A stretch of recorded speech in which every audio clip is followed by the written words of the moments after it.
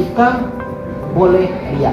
Kalau orang takut dengan riak, kapan dia akan memulai? Ketika kita berani mencoba, boleh riak tersebut, lama-lama dengan niat kita, insya Allah riak itu akan hilang. Kita mau tadarusan, kita mau berjamaah, takut dikatakan orang riak. Tapi ketika kita lawan itu, biarkan ya, kita lawan, nggak apa-apa. Lama-lama riak itu akan menjadi ikhlas dan insya Allah akan menjadi istiqomah. Ya, itu penting ya bagi kita.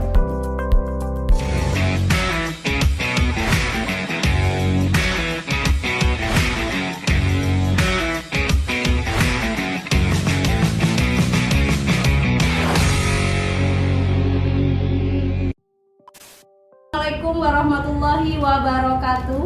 Selamat datang di acara ALE as Learning Education dalam program podcast Ramadan Islamic Family Law bersama saya Siti Nur Fathana sebagai host dan akan memandu podcast kali ini. Dan alhamdulillah kali ini kita kedatangan narasumber yang masya Allah ilmunya, Bapak Sarkowi MHI. Bapak Sarkowi ini adalah dosen Fakultas Syariah dan Hukum sekaligus Ketua MUI Kecamatan Sumbawa, Kabupaten Banyuasin, Provinsi Sumatera Selatan. Assalamualaikum Pak. Waalaikumsalam warahmatullahi wabarakatuh. Bagaimana Pak kabar Bapak?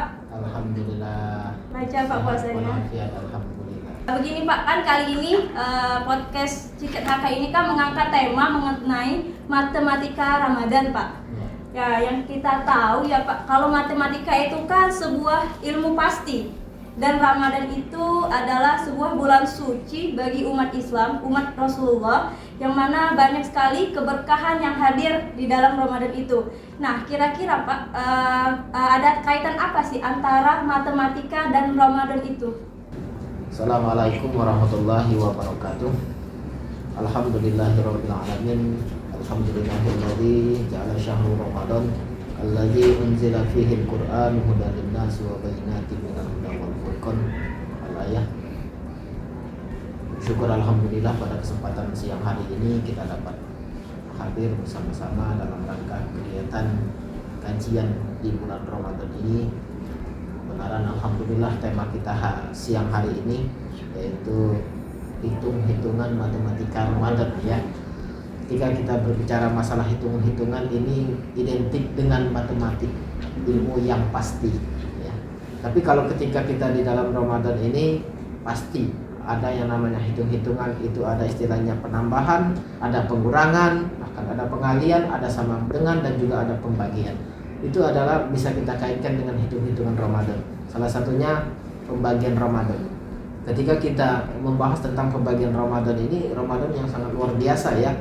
Dan ini menjadi wasilah. Dengan Ramadan ini kita bisa menambah kesabaran kita. Salah satu dari penambah, kita menambah kehusyuan kita, bisa menambah keimanan dan ketakwaan kita. Kita bisa lebih ikhlas lagi, bahkan kita peduli sesama manusia di dalam Ramadan ini. Ini salah satu untuk penambahan kita di dalam bulan Ramadan. Kemudian mungkin ada lagi di dalam hitung-hitungan matematika Ramadan itu adalah pengurangan. Kan ada para ulama mengatakan syahrun naqsu minaz dzam. Jadi bulan Ramadan adalah bulan pengurangan dari dosa-dosa. Kenapa dikatakan sebagai bulan dari pengurangan dosa-dosa? Karena di hadis-hadis juga sudah sering disebutkan man shoma ramadan imanan wa ihtisaban ghufira lahu ma taqaddama min dzambihi. Siapa yang puasa mengharapkan ridha Allah Subhanahu wa taala, mengharapkan iman, kemudian insyaallah Allah akan mengampuni dosa-dosanya yang telah lewat. Kemudian ada lagi istilah pengalian ya di dalam hitung-hitungan matematika Ramadan itu.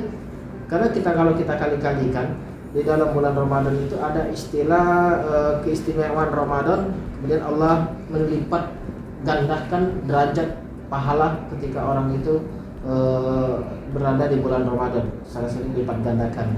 Bahkan kalau kita hitung-hitung, kalau dalam Al-Quran itu satu juz ibaratkan itu ada 700 huruf.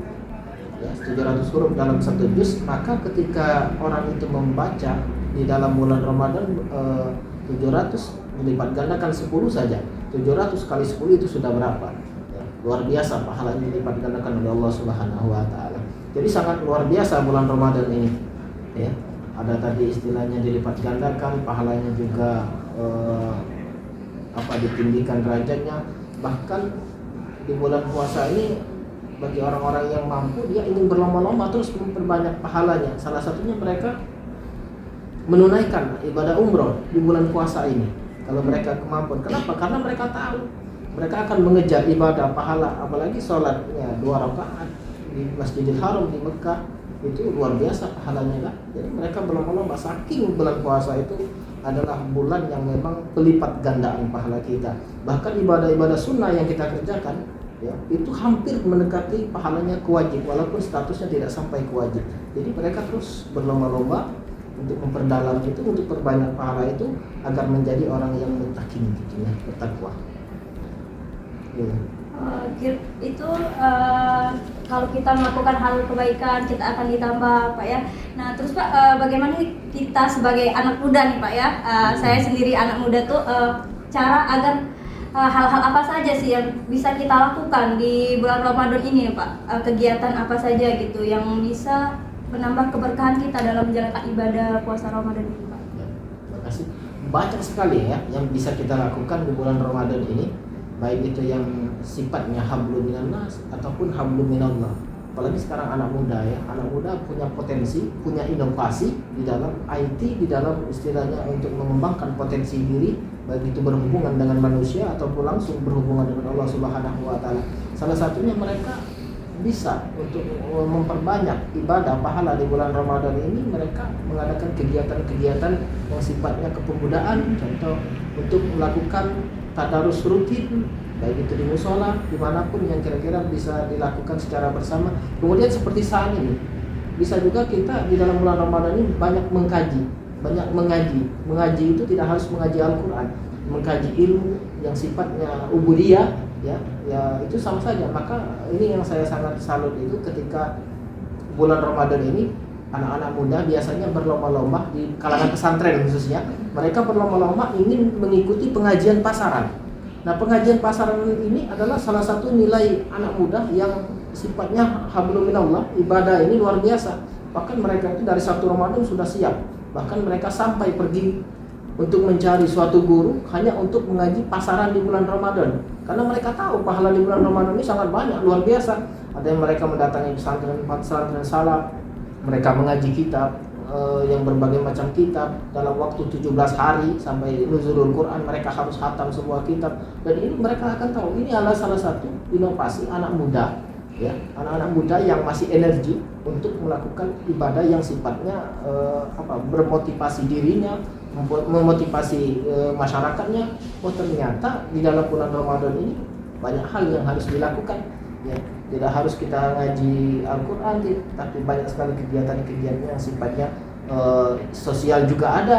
Misalkan kita mengadakan kegiatan santunan anak yatim, misalkan kan dengan berbagai cara melakukan pendanaan dan lain sebagainya, nanti disalurkan kepada hal yang menerima. Ini adalah bentuk sosial-sosial, bentuk inovasi adalah yang sifatnya ubudiyah.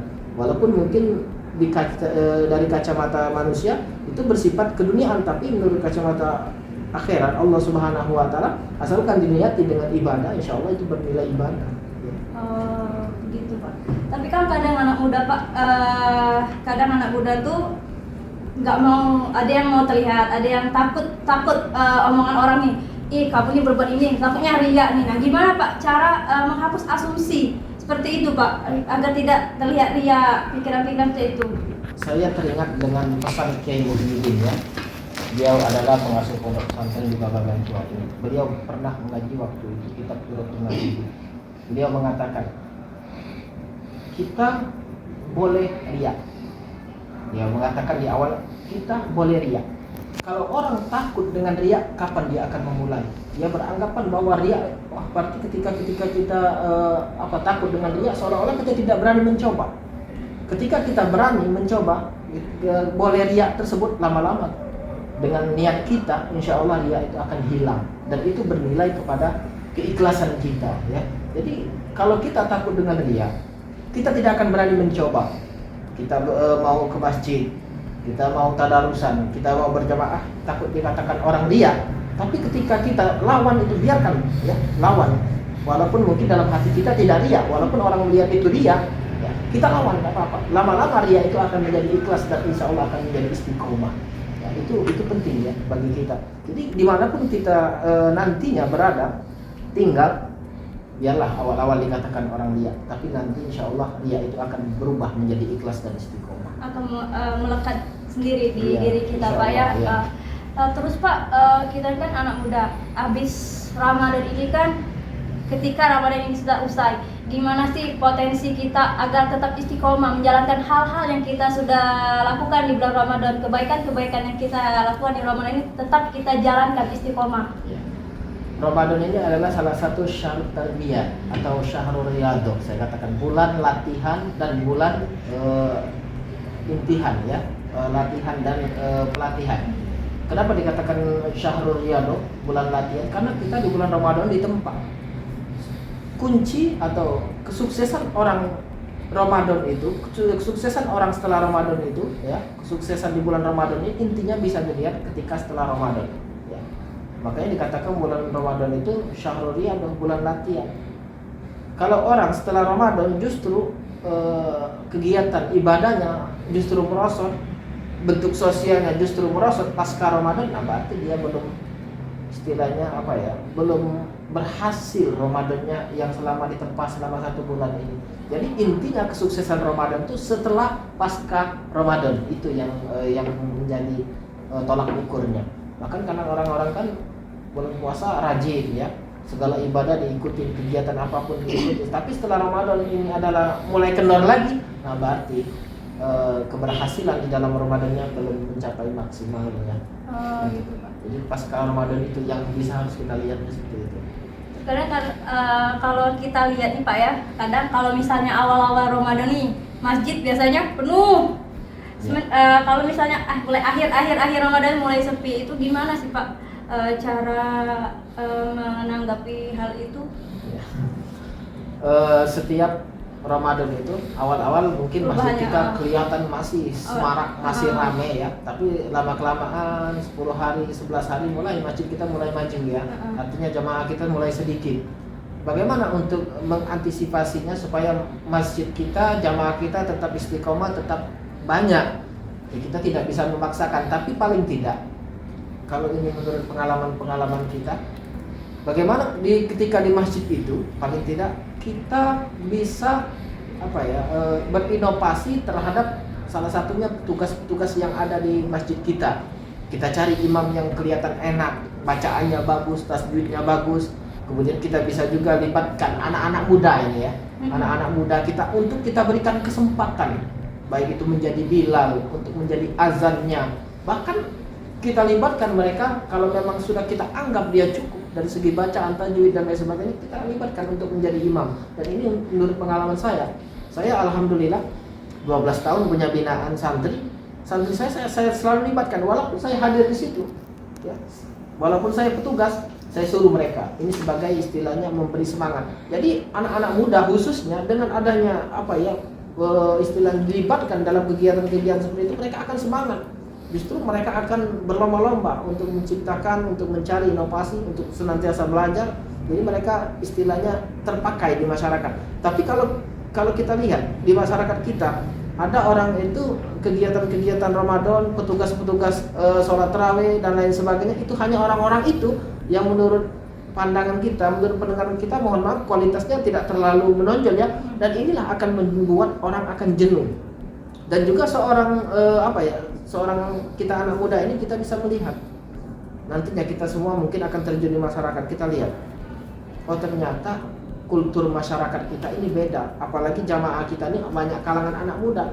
Jangan sampai kita sholat tarawih itu terlalu lama, artinya bacaan kita terlalu panjang, terus kemudian istilahnya itu kegiatan-kegiatannya terlalu berlarut-larut, banyak kegiatan lain yang membuat orang itu bosan.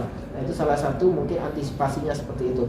Mungkin bisa saja nanti cari alternatif lain. Bagaimana masjid jamaah kita, anak-anak muda kita masih istilahnya masih tetap istiqomah, ke masjid kita adakan kegiatan. Mungkin kita mulai dari buka bersama ya, kemudian itu kita adakan kegiatan-kegiatan sosialisasi. Mungkin kita bisa bekerja sama dengan pemerintah, baik itu kecamatan, kantor desa dan lain sebagainya. kita adakan suatu kegiatan, contohnya santunan anak yatim, ya. Nah di situ nanti akan terus semarak masjid kita.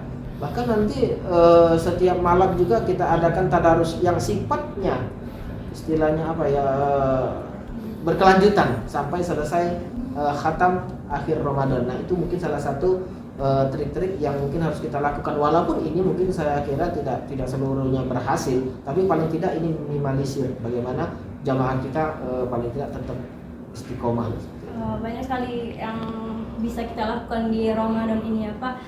Terus kadang Pak, gimana sih cara kita nih Pak ya memanage waktu Pak di saat Ramadan ini? Kadang ada yang bekerja nih Pak, kadang dia tuh sore paginya, pulangnya malamnya. Bagaimana cara kita tuh memanage waktu itu? Kadang ada ditunggu dengan kuliah juga gitu, gimana ya Pak? Ya. Memang ya dalam 1 tahun itu kan ada 12 bulan, ada 1 bulan yang memang khusus yang harus perlu kita perhatikan, baik itu dalam bekerja, sebagai pelajar, sebagai mahasiswa, sebagai buruh, sebagai pegawai dan lain sebagainya. Kita harus bisa manage waktu ya. Bahkan Rasul itu menganjurkan kepada kita, bekerjalah dalam 11 bulan itu untuk bekerja semaksimal mungkin ya. Tapi ketika bulan Ramadan kurangi aktivitas kegiatan-kegiatan yang sifatnya istilahnya memporsir tenaga kita, memporsir waktu kita, sehingga kita bisa fokus di bulan Ramadan dalam 1 bulan itu. Rasul mengajarkan seperti itu. Tapi kebanyakan kita tidak seperti itu. Justru bulan Ramadan ini pengen dikejar karena apa? Karena mau mencari bekal untuk persiapan Lebaran. Nah itulah kadang mindset pola pikir masyarakat kita, anak-anak muda kita beda. Justru dengan semakin dekat Ramadan mereka sibuk ingin membeli perlengkapan, baju dan lain sebagainya. Tapi padahal Rasul mengajarkan ketika 11 bulan silakanlah bekerja semaksimal mungkin. Tapi ketika bulan Ramadan kurangi aktivitas sehingga ibadah puasa kita istilahnya tetap berjalan baik ya, tidak sampai rusak puasa kita gara-gara kita bekerja yang memang itu memporsir tenaga kita. Jadi itu trik salah satunya. Rasul mengajarkan seperti itu. Baik Pak, bagaimana Pak kalau seseorang tuh memang dia tuh bekerja tuh memang di waktu sore sampai malam, lembur, ada shiftnya malam. Tapi kalau dia nggak kerja tuh dia nggak akan ada penghasilan Pak untuk menghidupi keluarganya gitu Pak. Yang kita tahu sekarang kan harga itu kan naik semua Pak. Banyak sekali kebutuhan yang harus dibutuhkan, mulai dari kebutuhan anaknya sekolah, terus makanan sehari-hari, apalagi mendekati Lebaran ini gimana Pak? Ya kalau kita bekerja sore bahkan lembur sampai malam hanya untuk menghidupi keluarga, ya itu memang bagus. Tapi paling tidak kita bisa melihat waktu kita. Ada istilahnya ketika ada kewajiban kita sholat itu juga tetap harus kita lakukan ya. Kalaupun memang nantinya ketika kita kerja sore atau sampai malam, tapi ketika siangnya kita bisa istirahat, kita gunakan waktu yang maksimal tersebut ya. Makanya ketika kita siang bekerja, malam bekerja ya memang bagus. Tapi kadang manusia dari siang sampai sore bahkan malam bekerja ya biasanya tidak cukup-cukupnya ya. Makanya manusia ini saya katakan kita hidup ini tidak perlu kaya, tidak usah kita menjadi orang kaya, jadilah orang yang cukup. Orang kaya belum tentu cukup, tapi orang cukup sudah pasti kaya. Itu maksudnya. Bagaimana Pak pengalaman Bapak ketika Bapak ini kan lulusan pondok ya Pak? Benar kan Pak? Ya. Nah, bagaimana sih Pak pengalaman Bapak itu ketika Ramadan di pondok itu Pak? Pengalaman pondok adalah pengalaman yang sangat mengasyikkan. Walaupun kita di situ harus berjuang ya, berjuang jauh dari keluarga, jauh dari orang tua, tapi sangat mengasyikkan ya. Saya katakan mengasyikkan, contoh di bulan Ramadan luar biasa. Ketika kita di pondok di bulan Ramadan itu sangat fokus kita ibadah. Bahkan Al-Quran itu bisa kita hatamkan dalam jangka waktu 1 bulan itu bisa mencapai 5 kali hataman. Karena kita fokus. Di samping itu juga kita justru di bulan Ramadan di pesantren itu justru tidur kita sangat kurang. Karena setiap habis sholat ya dari pagi kita mulai jam 8 sudah mulai ngaji pasaran, bisa ngaji kitab tafsir Jalalain, bisa Riyadhus Shalihin sampai sebelum sholat zuhur. Kemudian sholat zuhur berjamaah dilanjut lagi dengan habis zuhur sampai asar bisa kita mengaji kitab Riyadhus Shalihin, kemudian bisa ngaji kitab Bulughul Maram. Bahkan habis asar kita ngaji sebelum sampai berbuka. Ya, itu terus kegiatan kita ibadah. Lanjutkan nanti habis maghrib kita istirahat, habis sholat tarawih kita lanjut lagi, bahkan sampai jam 1, jam 2 malam kita ngaji pasaran, itu luar biasa. Jadi kapan ngaji Al-Qur'annya? Kita ngaji Al-Qur'annya ada jeda. Ya, ada jeda, misalkan kita pasaran dari jam 8 pagi ngaji kitab itu sampai jam 11. Nah, dari jam 11 bisa kita manfaatkan 1 jam untuk membaca Al-Qur'an sampai sholat zuhur. Terus atau misalkan habis subuh. Yang kemungkinan kebanyakan kan kalangan kita kalau habis subuh banyaknya tidur ya. Iya, Pak. Tapi kita manfaatkan bagaimana kita habis subuh itu tidak tidur ya. Kita bisa membaca Al-Qur'an lagi untuk mendarsa Al-Qur'an, untuk melanjutkan pengajian kita sampai khatam. Itu luar biasa di pesantren itu ya. Jadi memang dunia pesantren lain dengan dunia yang saya alami sekarang. Kalau sekarang ya luar biasa ya, kesibukan bukan hanya kita hanya ngurusi pengajian, tapi banyak juga yang diurusi. Tapi saya yakin mahasiswa juga pasti bisa untuk melakukan itu karena banyak waktu masih untuk digunakan itu. Belum ada kesibukan selain kuliah dan belajar, belum mengurusin keluarga, saya kira kan itu salah satunya. Kan ya seperti yang Bapak katakan tadi Pak ya, kalau masyarakat, kalau di kalangan masyarakat ini kan biasanya emang habis subuh tuh biasanya tidur Pak ya. Mungkin capek, mungkin ngantuk ya. Caranya tuh bagaimana sih Pak gitu tuh menghapus rasa kantuk kita tuh Pak, ketika habis subuh tuh Pak, mengisi hal-hal apa saja tuh? Kalau ngantuk ini susah ya untuk dihilangkan. Iya, Pak. Tapi kalau kita paksa bisa. Contoh saya pribadi, saya jarang sekali tidur habis subuh. Kalaupun saya bangun jam 3 atau setengah 4, saya jarang sekali tidur sampai siang karena sudah terbiasa ya. Jadi habis subuh saya langsung gerakan badan saya. Bahkan mohon maaf, saya habis subuh ketika sudah sholat subuh membaca Al-Qur'an sedikit, mungkin beberapa lembar bulan Ramadan ini. Karena orang membaca Al-Qur'an itu ketika habis subuh pasti ngantuk ya.